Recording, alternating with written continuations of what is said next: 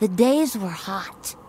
Fish died in the lake, plants yellowed, birds stopped singing. There was thunder, but no rain. You call this period the Great Ecological Catastrophe. I heard my mother's heartbeat as she carried me to Alphaville. People chased us. I remember her driving and bison running by. Then we reached the flooded city with refugees in rubber boats. Suddenly, I couldn't find Mama. I was scared and alone.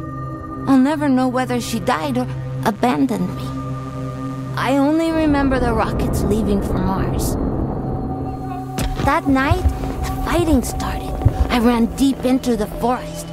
A she-wolf found me and raised me with her cubs. People who didn't make it into the rockets were dying in combat and from the mutating environment.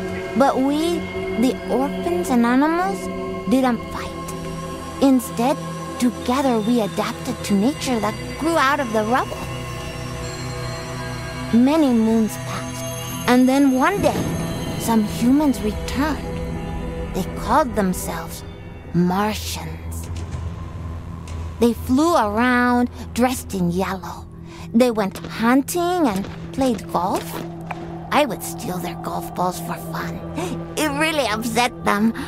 Then one day, I found a dead Martian. I took off his helmet and put it on. There was music playing in it. After years of only speaking wolf, I listened to the Martian radio and learned human language again. After the group left, one full moon later, I was chasing a tasty bug when another spaceship with new Martians arrived. It soon became clear they were trouble.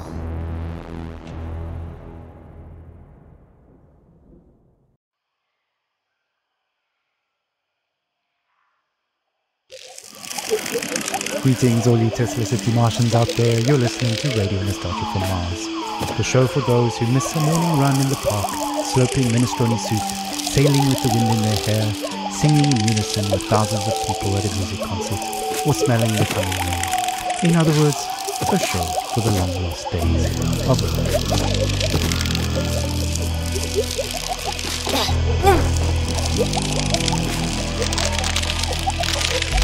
I'm the son of no one. I'm the son of no one. I'm the son of no one. I am the son of no one.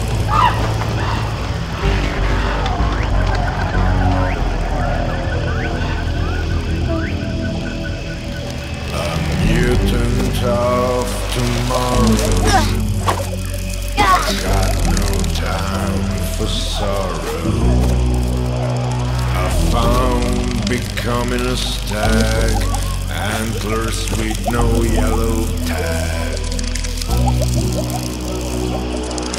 Left to my own devices, used to permanent crisis. Without race, without creed, I am your spiritual speed.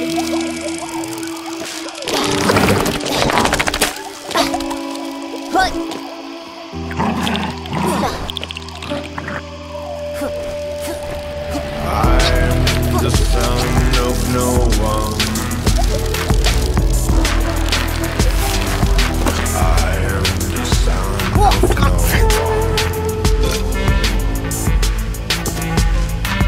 I am the son of no one. I am the son of no one. Don't pity this orphan.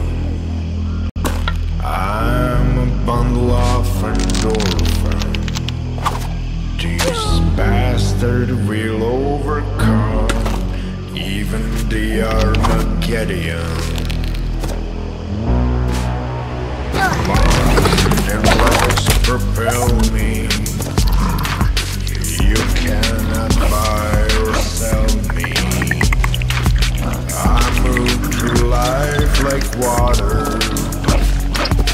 No one's son, no one's daughter.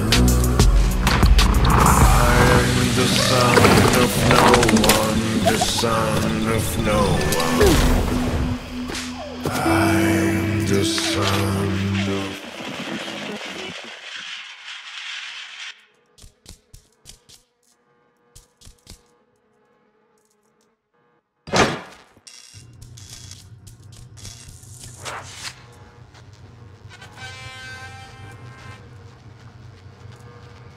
Stand by for announcement.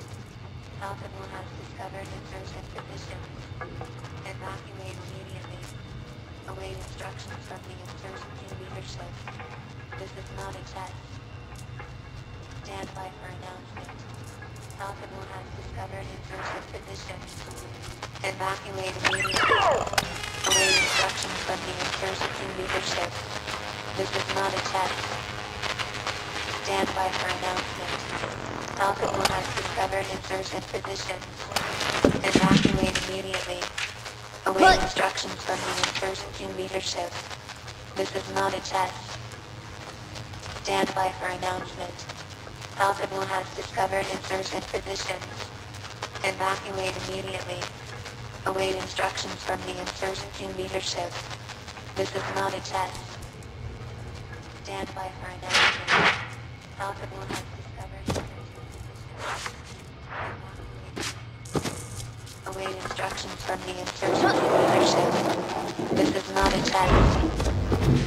Stand by for announcement. Possible has discovered insurgent position. I'm the son of no Starting off the show with Son of No One, a song I'm fairly certain resonates with many of us orphans of the earth out here in the stuffy depths of space. Speaking of stuffy air, please don't attempt to open portal windows to let some fresh air in.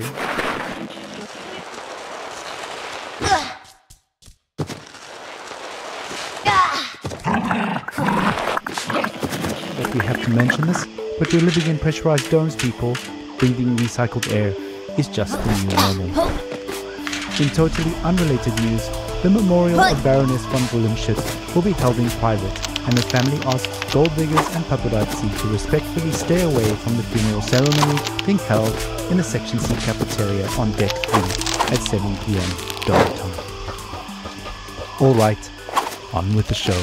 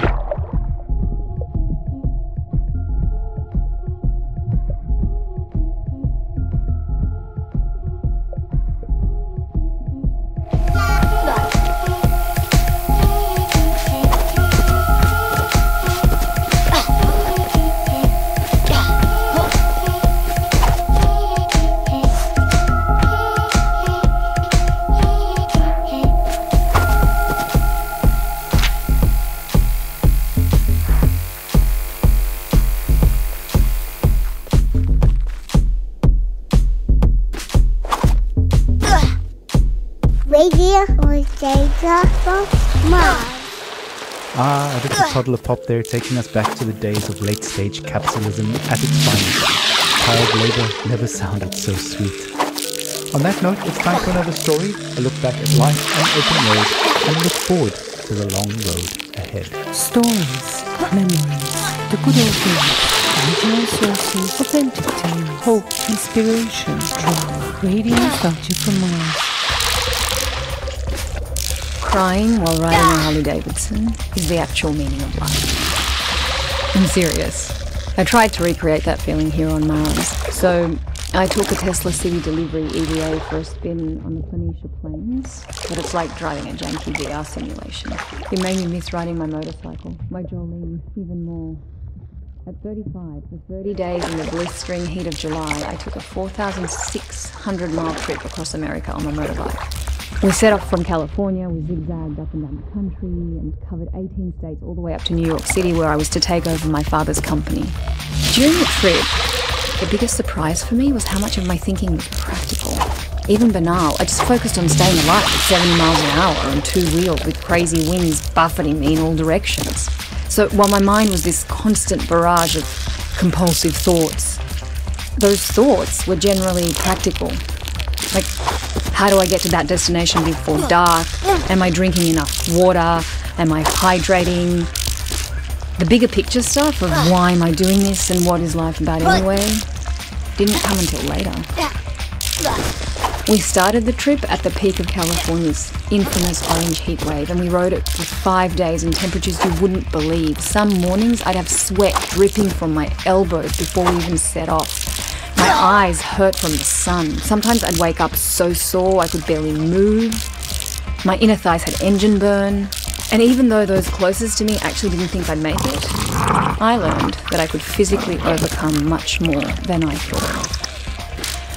So after that rite of passage, I knew I could take over the company.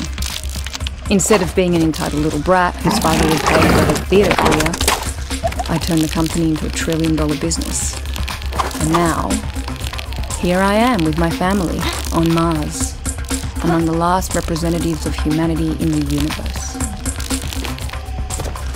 But aside from this high-minded idealism, life has no meaning. Because of these damn EVA suits, there's no wind on the highway here. No open-air solitude that makes you feel one with the world like back on Earth. On Mars, even if you manage to get outside, you're still trapped in a bubble of your own stale air. No matter where you go, isolation clings to you. Unlike the open road, it's an experience of void, not wholeness. There's no dancing asphalt in the heat, and no neon-lit diners, and 2 a.m. omelettes with green bell peppers and yellow cheddar with a side of burnt hash browns, greasy bacon and black coffee. Instead, there's this barren rock and strictly monitored oxygen levels in sterile domes. We live in bubbles within bubbles. I admire how far we've come and how resilient we are, but I wonder, maybe we're just fooling ourselves. Just like during my epic ride, we've mostly figured out the banal questions about water and food and sanitation, and now the greater questions are looming. What are we really doing here? What is our future? And what will the meaning of life be for my kids?